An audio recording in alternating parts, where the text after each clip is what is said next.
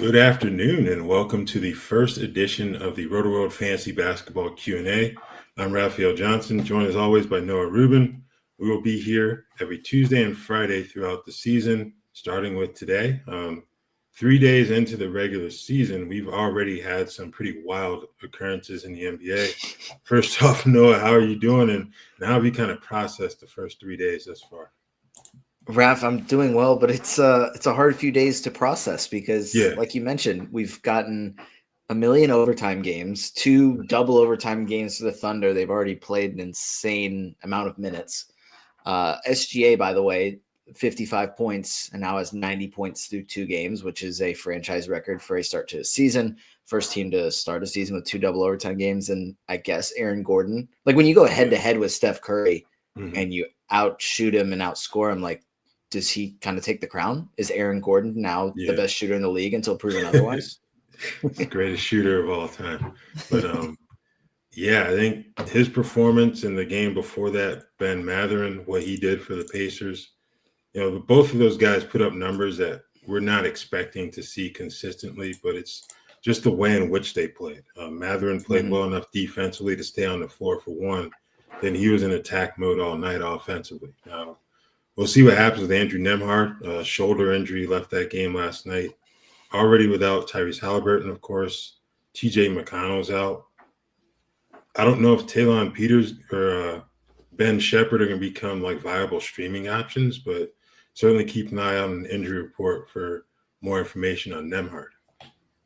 Yeah, Ben Shepherd was better than I expected him to be. He's started a good bit through his first couple of years in the league, but just hasn't really been a great category league player, just like a solid spot up shooter. But he was pretty productive. It was like 15, 8, 4 with stealing a block, I think. So maybe there's some potential for it to be okay because they don't really have too many other options. I think Obi Toppin playing a lot, Jarris Walker playing 30 minutes. Those were both pretty interesting as well. Yeah. Isaiah Jackson, that was a dud of a performance. Couldn't stay out of foul trouble. I guess, I don't know. I'd imagine most people draft him low enough where you can easily just move on right now. So, I think more, if anything, Toppin, Walker, those guys are kind of watching the front court for Indiana. So, I guess without further ado, let's get into the reason why we're here, answering questions. First up is Ryan. I know you tuned in quite a bit last season, so it's good to see you back for our first episode. First time playing categories. Any advice? 12-team weekly games cap. He's got Giannis, KD, LaMelo Ball, Jaren Jackson Jr., Austin Reeves, Jimmy Butler, Jakob Poeltl, Alsar Thompson, DeAndre Ayton, Tumani Kemra, Paul George, Kevin Porter Jr., Keyshawn George, Zach Edey, Ryan Kalkbrenner, Obi Toppin, and is that Cason Wallace? Maybe? That's the main Wallace, and I don't think it's Keaton Wallace. Yeah, I'm going to assume. Yeah, Ryan, if you have an answer for that, just go ahead and drop it in the chat really quick so we can.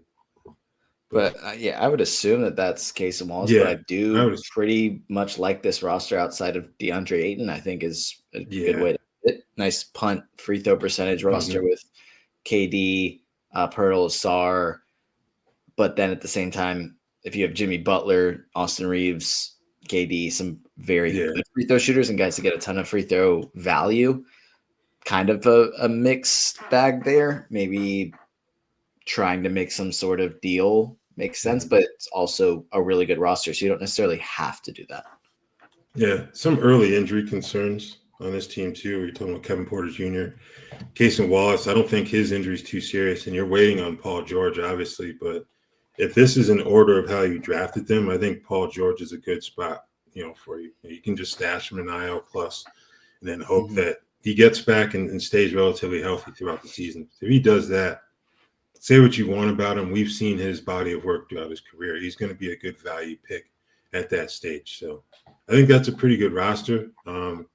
If anything, the advice would be the same for anybody, regardless of format you're playing. Don't overreact. Again, most of these guys have only played one game thus far. I'd say maybe towards the end of week 2 is when you start kind of assessing things with your roster. if there are any trends that you may need to make a move on, immediately, that's when you kind of want to start doing some things. But I think right now you've got a good roster. Would not panic or anything right now. That would be my main advice at this point. Yeah, I agree with that. I think it's easy to want to panic after one game because you haven't had basketball in months and you're just like, oh my gosh, I ruined my draft by taking this player and that player that just didn't play super well. But there's a reason that they were ranked where they were. What if you used the last round pick on Johnny Furphy and he didn't play till second overtime? Asking for a friend. They had Johnny Furphy in there closing out Game 8 of the NBA Finals in double overtime, Raph. So I think they value him highly. People fouled out though. That's No. You have to no context. We don't need that. He was closing the game in double overtime in Game 8. All right. Another question from Ryan. Keep 2, Tari Eason, Wendell Carter Jr., Nimash Keita, Reed Shepard, and Ron Holland. 12-team ESPN points league.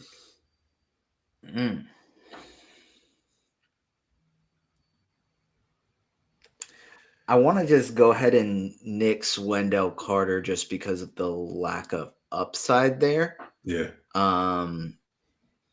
Gosh, this is tough because Holland was really good in that first game. So was Keita. And Tari was incredibly disappointing, but I think I'd have to keep him because I just value him too highly, and I don't think he's going to play that bad again. And then, is this Reed Shepard or Ben Shepard? That's another question. Good. They both spell it like I assumed it was Reed, but it could be Ben. I think it's Reed. I think they both they spell it the same way. Okay. Pretty sure they do. So I think definitely keeping Tari. That other spot's tough. Do you have any strong opinions? I would go with Shepard for one. Like, it wasn't the prettiest debut for him to start the season, but it's obvious with their lack of point guards, he's going to have a prominent role. Like, they're going to give him every opportunity to show that he can't do it. And then we hit December and they're active on the trade market when people become available. I think that's kind of what you wait for. But I think for now, I would hold on to him. The other one I'd hold on to for Ron Holland, in addition to your comments on him playing well in the opener, which he did, Duncan Robinson gave him absolutely nothing in that starting role. 1 for 7 from the field, missed all 5 of his 3-point attempts. He's going to have a cold shooting night, but for me, more concerning, no rebounds, no assists, no defensive stats from him. So I think that would be the reason why I would keep Ron Holland. Maybe at some point he gets to start. I know they're waiting for Jaden Ivey, but before Ivey gets back, I wouldn't be shocked if there was a point where Holland, if he can show that he's a consistent shooter, only 1 of 4 from 3 in that opener, then maybe he gets in there. But I think I would hold on to him and Shepard, for those reasons. Yeah, that's the thing with Holland is that he was 1 4 from 3. Duncan Robinson didn't hit a 3, and that's why he's out there. Is they like to have that floor spacer. He's answered. It is Ben Shepard. It is. So Ben I guess Shepard. I'd go Tari Eason then. So okay. Yeah, I'd say because Ben Shepard was pretty good, but he wasn't. I'm not expecting him to continue to do that. Keita is interesting though. I do like what he did in that first game, and a couple of pretty interesting matchups because he's going to be matched up with Ariel Huck-Porty tonight. So I know you're really excited for that matchup. But I think I'm like with Ron Holland. I think he's good enough to be a starter. He's not going to start over a Sar Thompson or Tobias Harris. It would have to be Duncan Robinson, but is he shooting well enough? And even if he is shooting enough, do they care enough about him as a shooter? Do opposing defense care about him enough that even if Duncan Robinson isn't doing anything, he still has more gravity as a shooter to open up space? So that's what concerns me a little bit. But at the same time, he was really, really good, and he is much better defensively. So yeah, I think he can still be productive even if he does come off the bench, though. So, yeah, I think Holland and Tari Eason. And follow-up from him, is Bryce Sensabaugh on that, or are the minutes too low? 12-team ESPN points. Now, this is an interesting one. You have any thoughts on Bryce Sensabaugh? I I think it depends on how many players you roster, because if it's just kind of like a pretty standard 13 or 14 players, I don't know that I would. If you're rostering more players, then definitely. He did have a really good first game. He's been kind of streaky throughout his career. Ace Bailey was on a minutes restriction. I don't think he's definitely an ad based on one game. But it also kind of depends on who you're dropping. So that's another factor there. Yeah. Also the nature of that game. Like Utah jumped the Clippers immediately. So some of those starters, like for example, Filipowski played 25 minutes. That's not a shocker. But Walker Kessler playing 29, different positions, but I expect him to play more as the season wears on. I think in terms of sensible, I'd consider him a watch list guy, because there's going to come a point in the season where those vets get tapered down from a minute standpoint and he's playing more. I'd watch list him for now, and then we'll see where this goes. I don't know how soon Utah may pull the plug. I know they've said they won't, but we've watched that franchise for a couple of years now, and I don't think either of us believes that. So first 30-point game from AJ DeBounce at BYU. I wouldn't be shocked if Utah was like, you know what? We're going to go for that guy, even though the tanking strategy rarely works.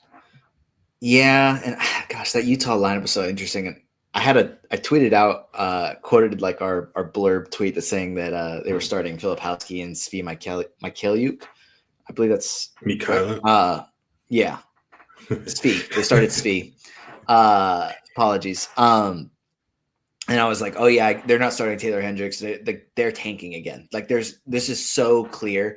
And I didn't even bother to check what the score was at that point. They were up like 30 on the Clippers, and I had a couple of comments like, what are you talking about? I was like, that's a bad look for me. But I stand by it. It's like you could be starting Sensabaugh, and that would make sense. Obviously, Ace Bailey was on a minutes restriction. I think Hendricks needs to be starting for the defense. And yeah, it worked out for one game, but I don't trust much about this rotation this year, other than I think that they play Lauri Markkanen a lot early on and get him the ball a lot to try and increase his trade value. And that's the one thing that I'm pretty confident in.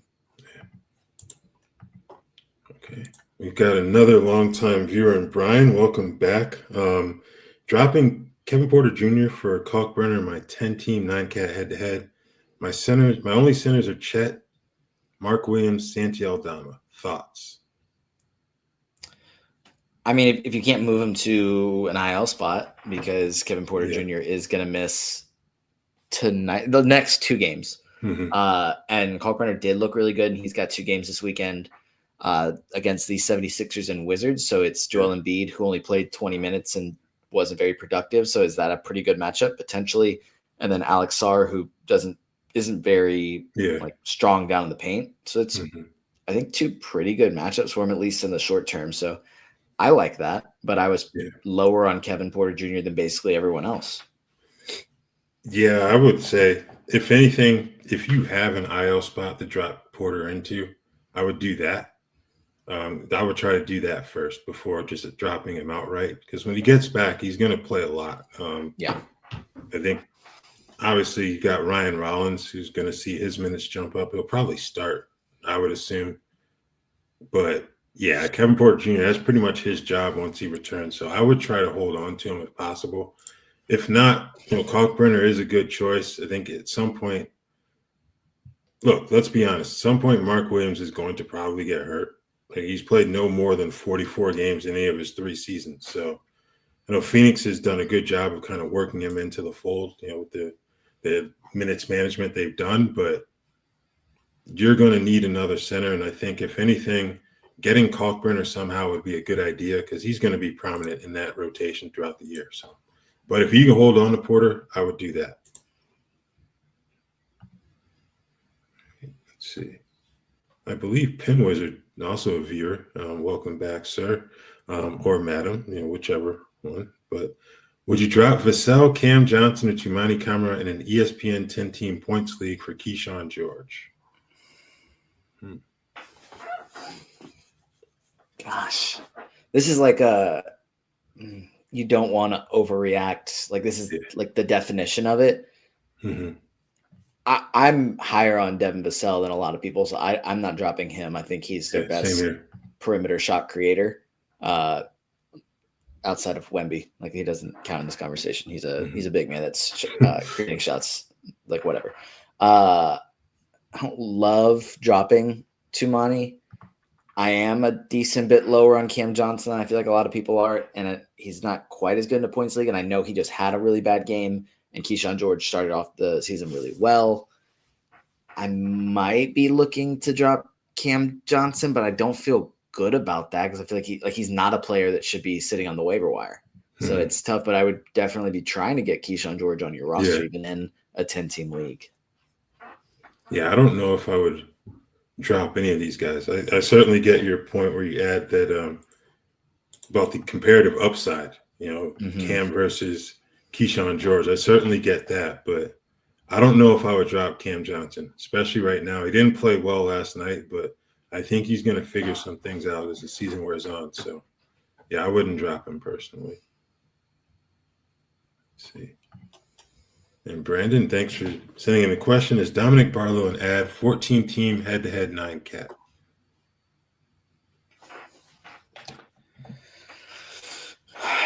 I don't think I'm adding him off of one game. It was good, and he did start, and that was good. I don't remember seeing anything about Paul George being out like a significant period of time. I think he'll be back soon, and Barlow will be back to the bench then. I don't think I'm adding him. The 14 team is a little bit of a factor there. I still think it's probably too shallow for me to add him. Yeah, I think it depends on who you're able to drop. That would be my question. 34 minutes in the opener is certainly encouraging. Two variables at play for him. One is Noah mentioned the Paul George factor. The other, a damn bonus staying out of foul trouble. Like, can he figure that out? Because I think he played 15 minutes off the bench, finished with more fouls than points, 3 fouls, no points. Really didn't give you much value there. So I think that's the other question at play here. Barlow looked really good in the preseason. He played well against the Celtics too.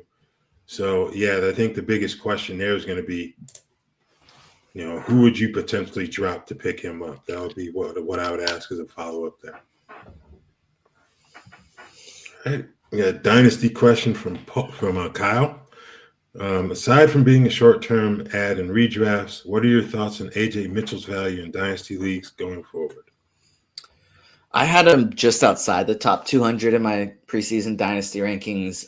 I've been very impressed with the start of the season. Not only just how productive he's been, but the fact that he's been able to have a role on this Thunder team. And I know they have a few injuries, which have allowed him to get a few more minutes, but he's just been really good. So I think he's certainly a top 200 dynasty asset at this point. We'll be interested to see how he fits into the rotation when, Jalen Williams is back, Casey Wallace is back, Nikola Topic is back, like how this all works together. But the Thunder just have a bunch of guys where it's like they're still pretty good right now, but if they go and play for a different team, they have upside to be so much more. So I would value him as a just inside the top 200, maybe borderline top 175 dynasty asset, just off the top of my head. Okay. Have you guys ever been to New Zealand? I have not. Noah?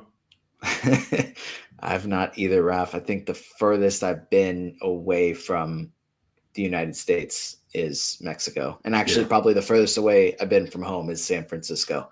So by distance. Yeah.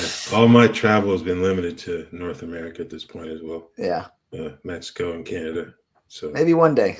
Yeah. All right. What players been your favorite pickups and draft picks on your own fantasy teams? Gosh. Now I got to go through all my teams. Yeah, I'll throw out one that kind of stands out to me is getting OG Anunoby in the 7th round of just a 10-teamer. But I think getting him around pick 70, I think he can represent good value, especially with the Knicks emphasizing their wings more. Got Mikal Bridges in a couple leagues too. The change in their offensive system plus his durability makes him another favorite of mine. I got him just inside the top 100 in one of my 12-teamers. So I would obviously You see the hat on my head, a bit biased there, but I think those two would be two of my favorite picks. Getting Tyrese Maxey at about 15 would be another one that I really like too. So, yeah, I got SGA in 2 dynasty startups and in a redraft league. So I was pretty happy with the way this season has started. That's probably been my favorite draft pick, and that's such a cop-out answer because it's just like a guy that was supposed to be a top 3 player. I got him as a top 3 player, but yeah, that's my best answer off the top of my head. Let's see. Oh, we already touched on that. Matt, thanks for tuning in. Hey guys, AJ Mitchell or Ben Shepherd, 9-cat head-to-head. Jeez. This is the question of the day because it's like 2 of the hotter names right now. Yeah. Are they pickups? I think AJ Mitchell is a better player. And obviously he's been more productive, but this shoulder injury for Nembhard, I think Rick Carlisle said like it's just probably going to be something that they have to deal with or like really impact things. I don't remember the exact quote off the top of my head. So it's like, could that be a pretty lengthy absence to the point where Ben Shepherd is starting for a while, whereas AJ Mitchell wasn't starting in their last game, played some extra minutes with Case and Wallace out. Then when Jalen Williams comes back and Topic comes back, how does he fit into the rotation? Like he could just be getting 15, 20 minutes per game, whereas Shepherd could be getting 30 plus. I think the upside of the opportunity, I'm going to lean Ben Shepherd. And that's really the only reason is the opportunity because I think AJ Mitchell is a pretty significantly better player. Yeah, I'd agree with that. Okay. Ryan's got another question. How many minutes does Kalkbrenner need to be a 12-team player going forward? Just to go back to their game, their win over the Nets on Wednesday, he played 27 minutes. Moussa Diabate played 21 off the bench. And Mason Plumlee played 0. Yeah. Woo.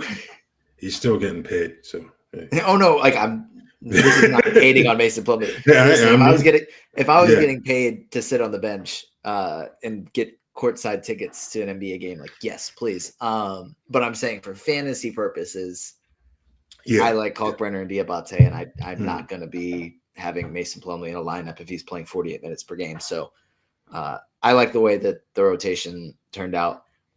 I mean, he had a double-double with 2 blocks and a high field goal percentage in 27 minutes. So that's something he can keep doing. I think if they continue to do around like 25 to 27 minutes for Kalkbrenner, 21 to 23 for Diabate, kind of depends on the matchup. I think that's enough for me. Yeah, I think that's fair. Obviously, as we mentioned before, it all depends on who else is on your roster. Like if you have a dire need for a center, I think he's definitely worth picking up. He's going to get you a good percentage from the field, rebounds, and get you some blocks too. So I think he's in a good spot for 12-teamers. I don't expect his minutes to increase too much just because they get good value from Diabate off the bench as well. So I think the split that you have right now, minutes-wise, is fair for a 12-teamer for Kalkbrenner. All right. Jason, thanks for tuning in. What are our thoughts on Trey Johnson? He's a bucket. Yeah. I think he'd be one of the top scorers amongst the rookie class this year. And there's going to come a point where guys like Middleton and McCollum either see their minutes decrease or maybe they get moved at the deadline just because this is a serious rebuild. So I like him long term. Right now, I think you're going to have to be a bit more patient, although he did score 16 points and knock down 4 threes in 26 minutes. So we'll see what happens when Bilal Coulibaly comes back, but a promising opener from Trey Johnson, to say the least. Yeah, I think like he's going to score, hit some threes. He did get a steal and a block, but not expecting him to continue to provide many defensive stats. Like he didn't really get many in college. So I like him in a points league, maybe a deeper category league if you just really want the points. But yeah, should be a fun rookie. Mm-hmm. All right. James has a few questions for us. The first one, Ryan Dunn, 14-team, 14-category roto. Now, is he someone to roster or? I want to guess what the other 5 categories are. That's what I want to do. 3-point percentage, maybe that's one. I would agree. Maybe like offensive rebounds and defense rebounds are split up. Split those up. Probably wouldn't make sense. Probably wouldn't make sense to have like assist to turnover ratio in addition to having assists and turnovers. But maybe like free throws made.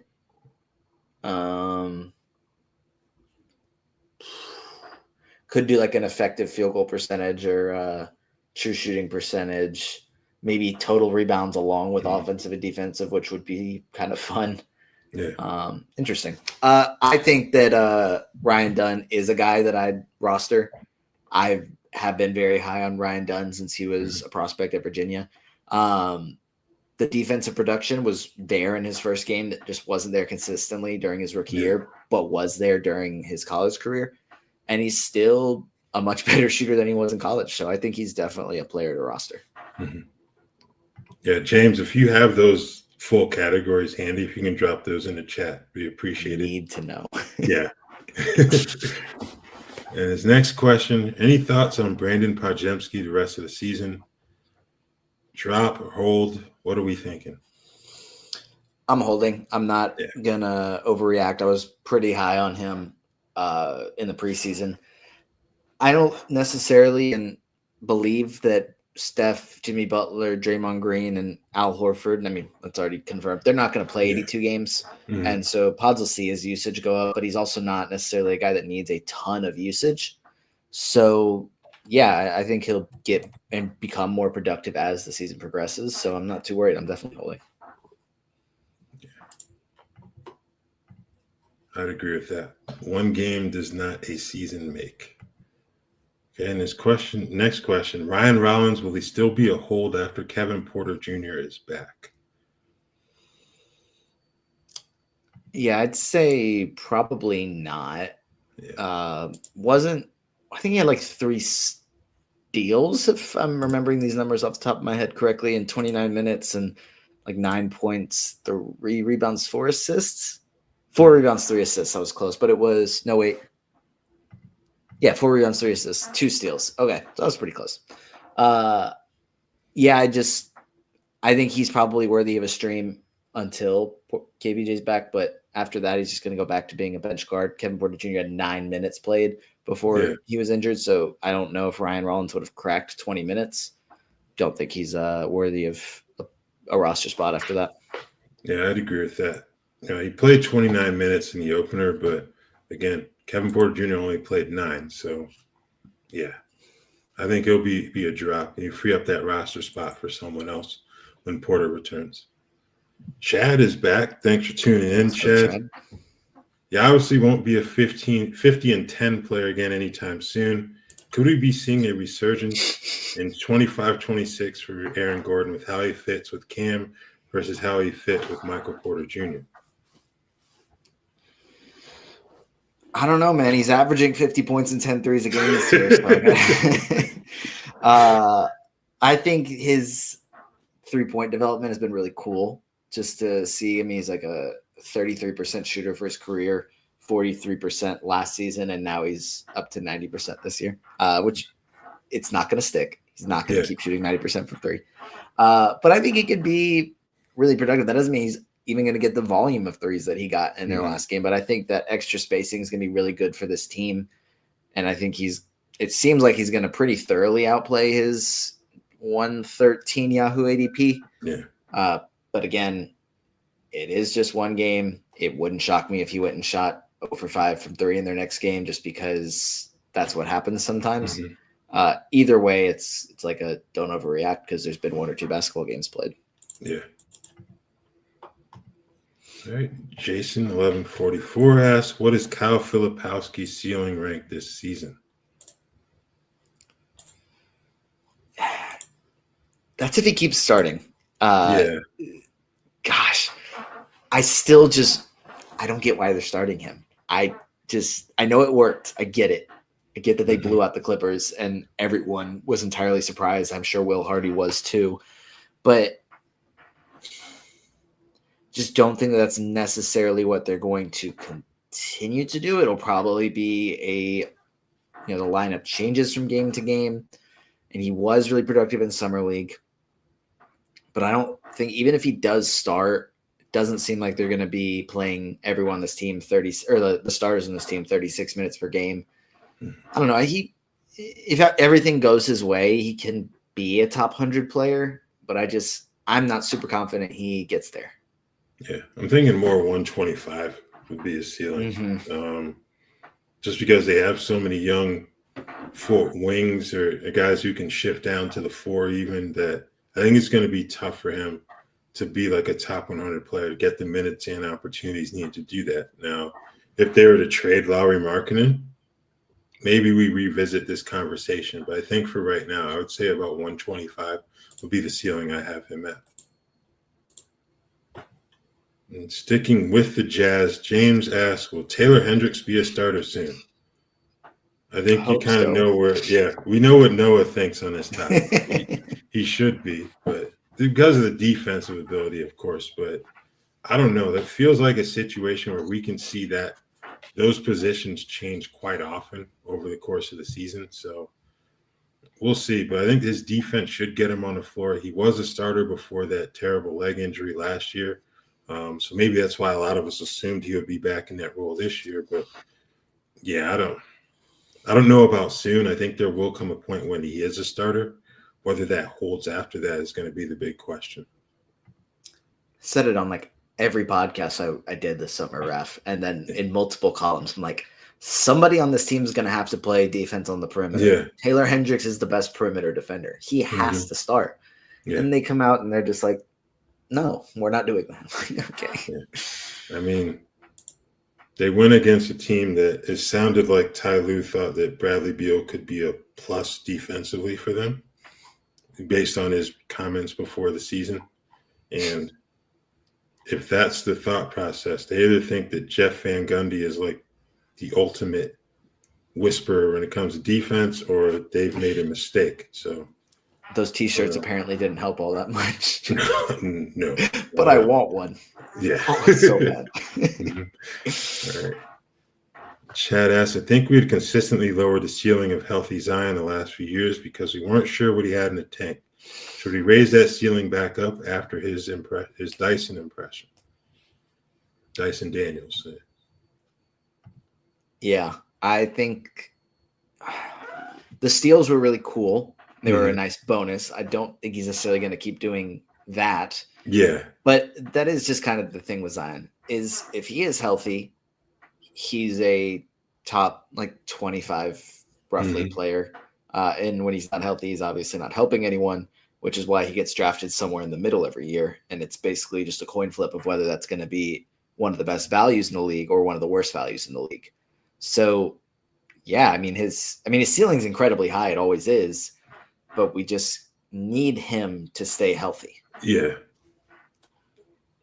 That's what it's all about. I think at this point, we're still at the stage where we're thinking if he can stay healthy. Until that changes, I think his ceiling should probably remain where it is right now. He should be a top 50 player at minimum, but if you're only on the floor for 50 games, it really doesn't help. So, all right. And it's another dynasty question. Jafan Small, is he worth adding for those of us who have Ja Morant rostered? I'd say, yeah, they have back-to-back tonight and tomorrow. Ja Morant I think he tweaked. I don't remember if it was the same ankle that he had hurt during the preseason, but he definitely tweaked something towards the end of their season opener. And he's back on the injury report. He's questionable. So maybe he doesn't play tonight against Miami. Maybe he does play against Miami and then doesn't play the next night just because it's a back-to-back and it's this early in the season. So Javon Small could get a start somewhere in there. So I'm not huge on handcuffs in fantasy basketball the same way that you might be in fantasy football, but I definitely think he's worth taking a look at this weekend. Yeah, I'd agree with that. In terms of long-term, no Ty Jerome probably until about Thanksgiving, and then Scottie Pippen Jr. probably be out till January at some point. So there may be opportunities there, and as Noah mentioned, the back-to-back coming up here as well. So I think he would be worth adding if you need. Obviously, you're going to need an insurance policy based on Ja's injury history. All right, Daniel, welcome back. Is Jeremiah Fears a high priority stash in 12-team dynasty category leagues, or wait and see? Yes. Have him on your if it's a dynasty league, he needs to be rostered. I had him at 117 in my preseason rankings, for preseason dynasty rankings, but I think he's got such a high ceiling. He definitely could end up being a top 50 dynasty asset. It's going to take a few years. It's going to be pretty rough to start. I know this first game was really good, but I don't expect it to be a flawless rookie year. So he's got so much upside. Yeah, he absolutely needs to be rostered in dynasty leagues. Yeah. Clark Kent, any update on Jalen Green and Jalen Williams? In terms of the former, they think he can be back at some point during their 3-game road trip, which starts tonight against the Clippers. So Jalen Green could be back. If you have Grayson Allen rostered, he's the one who's probably going to take the hit. He's been starting. I don't know if Green starts immediately or they kind of gradually increase his minutes, but Grayson Allen's going to be the one to watch. Jalen Williams, I know he's been shooting with his right hand. He got some shots up during warmups on Tuesday, before their win over the Rockets. I'm sorry, I'm just kind of spacing out here, but I don't know if there's still a concrete timeline, but it seems like he's getting close in terms of being able to return. Yeah, I haven't seen anything official. I was trying to just look for something real quick, but no, I mean, we'll see. They said, Mark Daigneault said that he was on the same, or like the timeline they were expecting him to be on before the season. So it doesn't seem like he's going to be out much longer, but there's nothing definitive at this point. Yeah. Okay, going back to that Kalkbrenner, Kevin Porter Jr. swap Brian brought up earlier. He has LeBron in an IL slot. However, I have Shepard, Ace, and Pachemski as my other droppable players. Who can I drop instead of Porter? I think Ace. Really? I think he'll be. It's that. Do you want to play or risk maybe not being able to pick him back up? I don't necessarily think he's going to just come out of the gates firing in game 2 and just have this legendary rookie year. I think he can figure things out eventually and end up having some nice stretches during his rookie year, and the upside is still there. But I think in terms of KPJ is a guaranteed starter. I'm assuming that's Reed Shepard. He seems like he's gonna be part of the rotation, and even in a pretty bad game or where there's some obvious weaknesses, he still got defensive stats and hit threes, and he was playing against the best defensive team in the league and arguably one of the best in NBA history. Mm-hmm. So I'm not just going to drop him immediately, even if I don't necessarily think that he's going to just all of a sudden pop off. And Pods is not a player I'm dropping, so I'd probably lean Ace. Yeah, I like Ace's long-term value, but in the short term, I'm not too big on it just because of the number of other young perimeter players that they have who are getting rotation minutes right now. So I would agree with that. All right. Reed Shepard or Yegor Droman? Give me Shepard. Yep. I think Reed. I mean, Droman was really good in the opener, especially with the shooting, which was good to see, but I still lean Reed. Yeah. All right. Thoughts on Cam Whitmore, Aaron Nesmith, and Tari Eason for the rest of the season? Eason will be better. Not too concerned, though that first game was really disappointing. Whitmore played a little bit more than I was necessarily expecting him to. I thought just he might end up not playing all that much, but I think it was at 19 minutes. So there's some upside there, especially if there are injuries in front of him. And Nesmith wasn't great in the opener, but Indiana is dealing with too many injuries for him to not be heavily involved, and I'm sure he'll be better moving forward. Again, when you're playing the other teams in the NBA that are not the Thunder, things are a little bit easier. Yeah, he's not going to foul out like he did the other night. Sure. Guarding Shea, you're just going to be a foul magnet, unfortunately. So I think he'll be fine. Whitmore, he's someone I look for later in the season. Once you get to silly season, that's where I look for him. I think Eason, we've seen him be like a top 75 fantasy player. He won't score too many points, but he'll get you rebounds and get you defensive stats too. So I think he'll be solid the rest of the year too. Bradley Beal worth adding in 12-team categories if he was dropped, or is he washed / won't get enough playing time? That's tough. I have him as I did the start sit column for this weekend on Rotoworld, and I have him as a sit just because he wasn't very good in the opener. Yeah. He didn't necessarily get a ton of minutes, and in those minutes, it wasn't like, oh, he shot bad. Like, he just didn't get that many shots, didn't produce that much. So I'm not expecting a revenge game this weekend against the Suns. Gosh, but it's like, how do you let Bradley Beal sit on the waiver wire at the same time? So it's almost like an obligatory ad, but you can't feel good about it. Yeah, I'm not doing it. I don't think he's washed, but I'm not. If I don't have to have him on my fantasy roster, I'm not going to have him on my fantasy roster. So, yeah, that's fair. Like Bradley Beal's just sitting on the waiver. Like, that just sounds so weird to say. It does. It sounds weird, but hey, Father Time comes for us all, right? Mac Attack asks, would you consider dropping Reed Shepherd to pick up players such as Chris Middleton, Keyshawn George, or Ryan Kalkbrenner?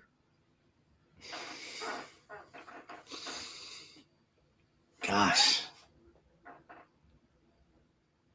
I do think I like Keyshawn George more. Yeah. For this season at least. And Kalkbrenner is starting. Mm-hmm. I don't want to say yes to all three, so I'm not going to say Middleton. Plus, like, I just don't feel confident in him staying healthy or always seeing enough minutes the rest of the season. Whereas Reed Shepherd's probably going to have a fairly consistent role. But yeah, I think I would prioritize Keyshawn George or Kalkbrenner. Kind of depends on what categories you need if it's a category league. Yeah, I'd agree with that. I try to hold on to Shepherd personally, but if you were set on dropping him, either one of those two young players are the guys I would go for. Middleton, you kind of hope you pick him up with the hope that he gets moved to a contender, later in the season, because if he's there after the trade deadline, I'm really worried about his minutes when you're getting into those fantasy playoff weeks. So I would not. Assistant coach in the league. Yeah. All right. Philip asked, 40 minutes for Obi Toppin. Do you think he's worth a long-term 12-team pickup? Should I drop Portis for him? I'm quite worried about Bobby's minutes this season. Yeah, why did Bobby Portis only play 17 minutes in the opener? I'm confused too. He didn't show up on any injury reports. So I thought he would play a lot more than that, to be honest with you. But yeah. I think I would. I think Isaiah Jackson got into foul trouble, but Jay Huff did. Like, that was a good opportunity for them to say, okay, like, Isaiah Jackson's in foul trouble. Let's turn to our other center, Jay Huff, and just have him play those minutes. But that didn't happen. They went with Siakam at center and Obi Toppin at the 4. Mm-hmm. So, yeah, I assume Isaiah Jackson will continue to start. But if Isaiah Jackson doesn't get in foul trouble, does Obi Toppin still play significantly more minutes? I think so. It's not like, Isaiah Jackson didn't end up fouling out. He ended up with 4 fouls. So at some point they're just like, yeah, this Obi Toppin thing is working much better. So I think I would make that move and pick up Obi. Yeah, I'd agree with that. Good. Indiana's center position just isn't good right now in terms of value. We're talking fantasy basketball or even real basketball. So I think Obi's going to play plenty. So, yeah, I would make that move as well. All right, Chad's got one last question. Should I offer Noah, Devin Booker, and Keegan Murray for Walker Kessler and Rasheer Fleming? Or should I continue to start Dwight Powell and hope Booker cooks to offset?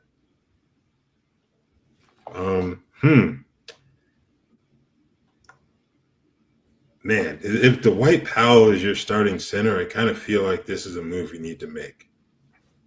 Like, I'm happy for Dwight that he's still in the NBA, but I don't think he's someone you can count on in fantasy basketball. So I would make this. I would try to make this trade and see if Noah would be willing to accept it. You'll just have to send it to me, Chad, and we'll see. I might counter. Hey, James asks, what kind of role will Jeremy Sohan have when he comes back? Same as last year, I think. Just come off the bench, play maybe 22 to 25 minutes a night. Maybe he gets some defensive stats, but I don't know. I'm not too high on him as a fantasy option right now. Does he start? For who? Harrison Barnes? Or Champagne? I think Champagne would get moved out once De'Aaron Fox returns. Right. I agree.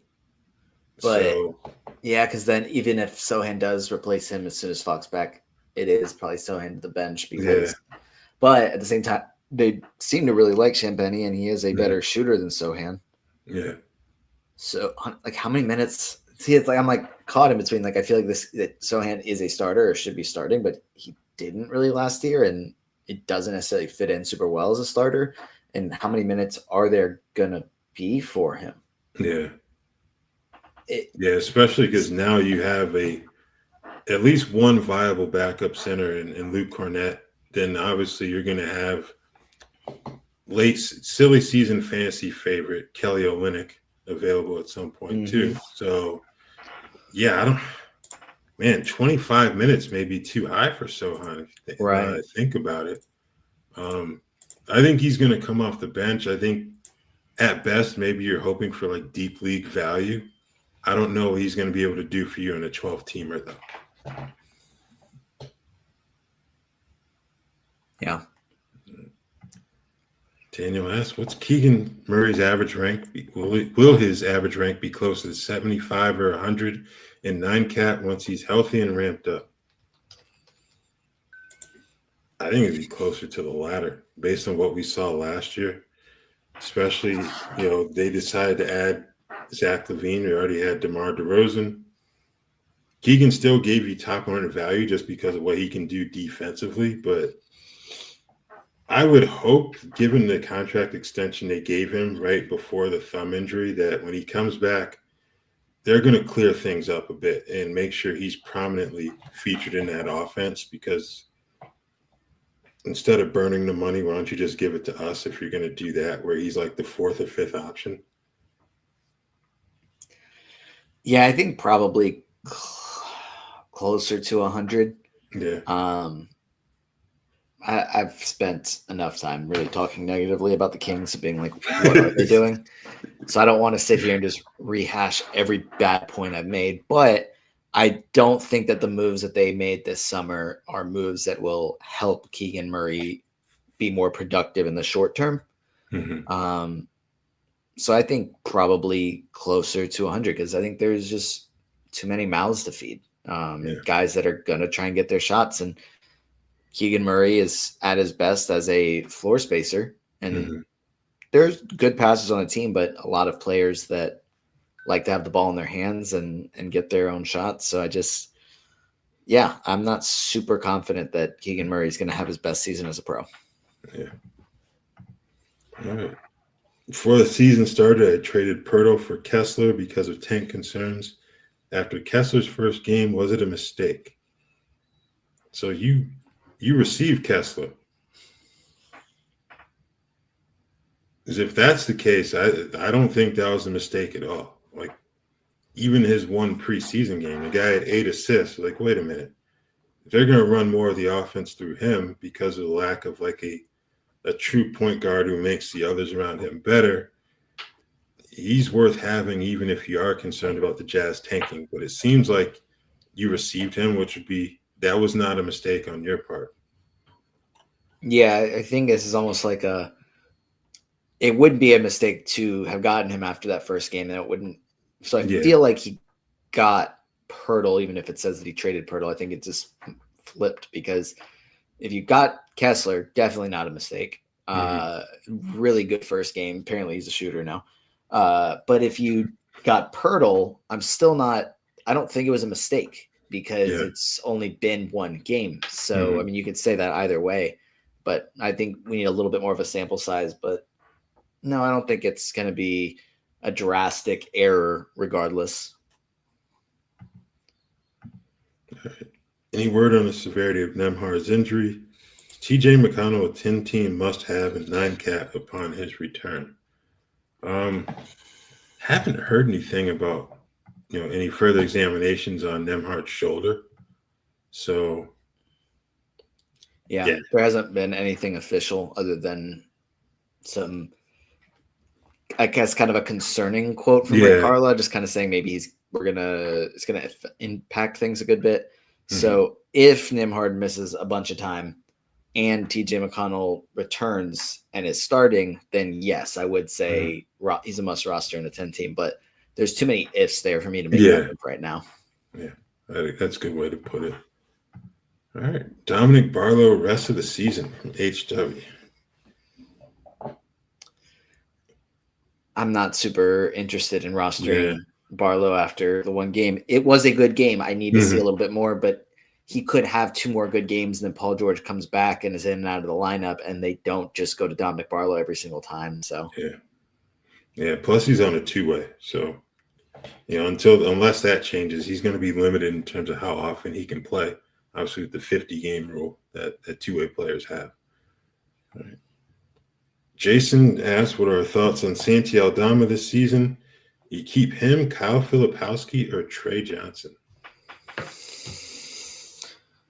Who? The first Santi Aldama game wasn't great. Yeah.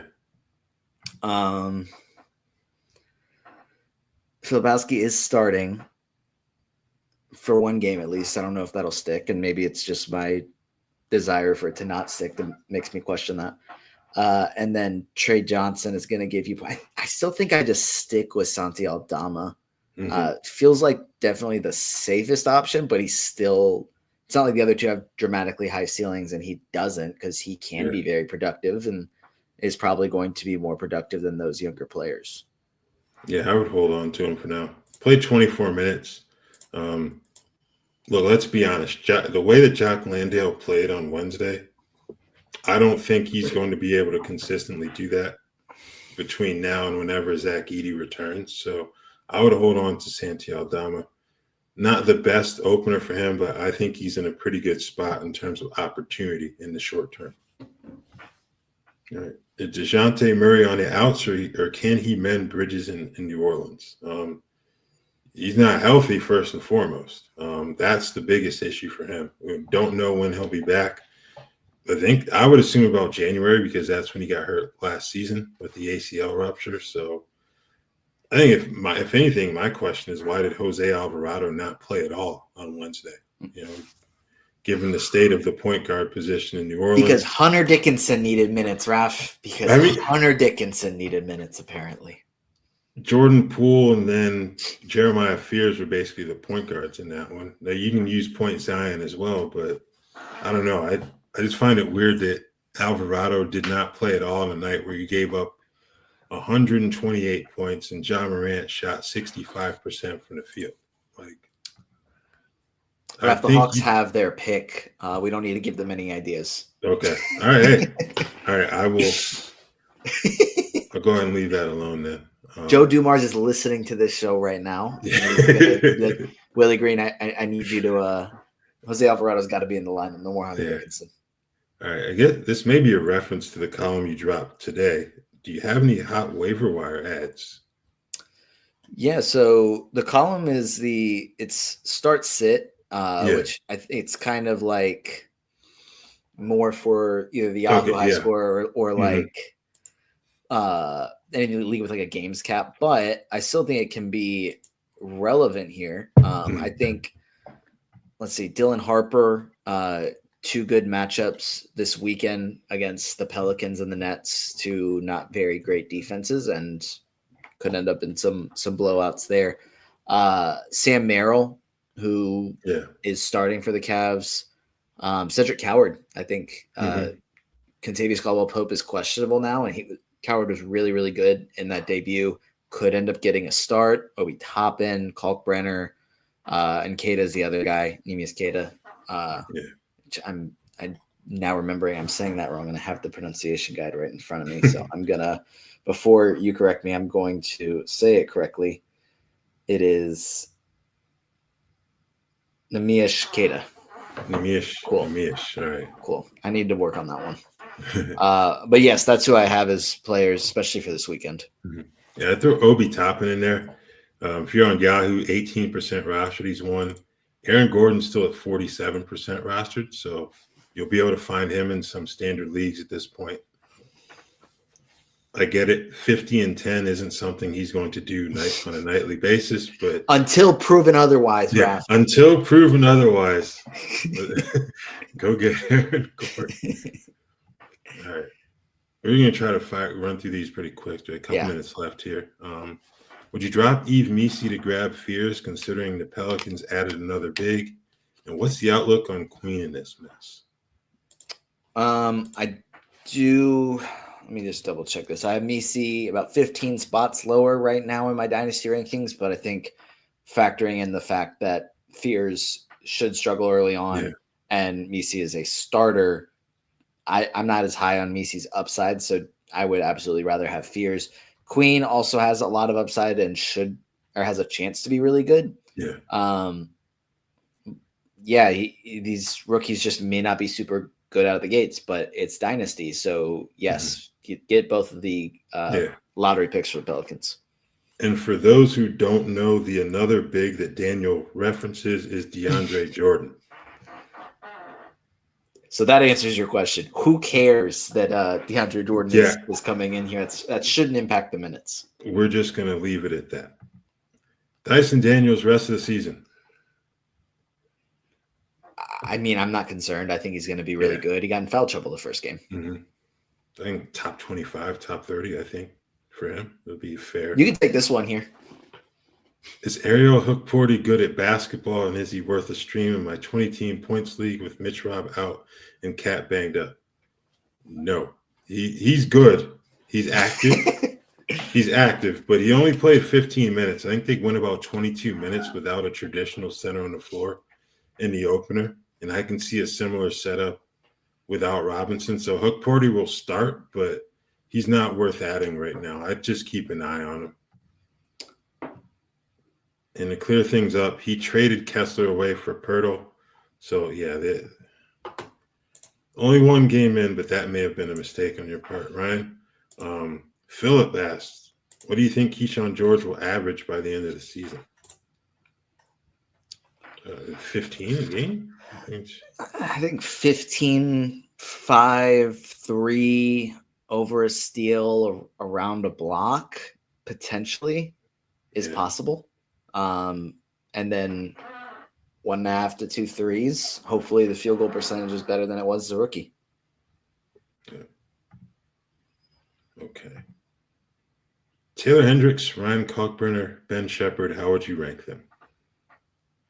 I think just like that is how I would, but I know I am higher on Hendricks than. I would go Kalkbrenner, Hendricks, and Shepherd, personally. Yeah. All right, another one from Anthony. 14-team head-to-head 9-cat. Oubre, Middleton, and Kalkbrenner. Give me Kalkbrenner, Middleton, and Oubre. Yeah, I like that. I agree. Okay. Bonus dynasty question. Let's see. Defense build, Desmond Bain for Zion Williamson. I'm fine with the price, but want to know Suggs, Dyson, Case, and Wallace, and quickly is enough guards until Garland returns. So you're giving up Desmond Bain for Zion? I value Desmond Bain higher than Zion in Dynasty, so I do think that that's probably enough guard talent there to last you. I guess it depends on what Dynasty this is, if it's a 12-team one or if it's like a deeper 30-team one. I'd prefer to just keep Bain over Zion, though. Yeah. Okay. Quick fire here to end the show. Brandon Miller, Jimmy Butler, 9-cat head-to-head. Brandon Miller. Yeah, I'd agree with that. Please remind that Jeremy Grant should not be rostered in shallow categories. Thank you. I agree with you completely. Why would you even need the last 5 words?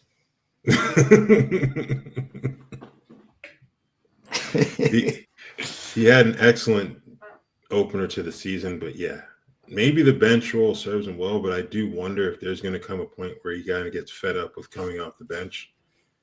And for that, I blame the Pistons, who gave him that contract when he left Denver all those years ago to be a primary scorer when that's not really in his skill set. So if Jeremy Grant has 1 million haters, Raph is one of them. If he has 100 haters, Raph is one of them. If he has one hater, Raph is one of them. All right. Let's see. Last question. We're going to go with Jason. Trae Young or James Harden this season? Trae. I'm Trae. Yeah. All right. We've gone over an hour. That's going to do it for us for our first episode. We'll be back on Tuesday at 2 p.m. Eastern. Thanks again for all your questions and for tuning in. I'm Raphielle. He's Noah. And enjoy the weekend.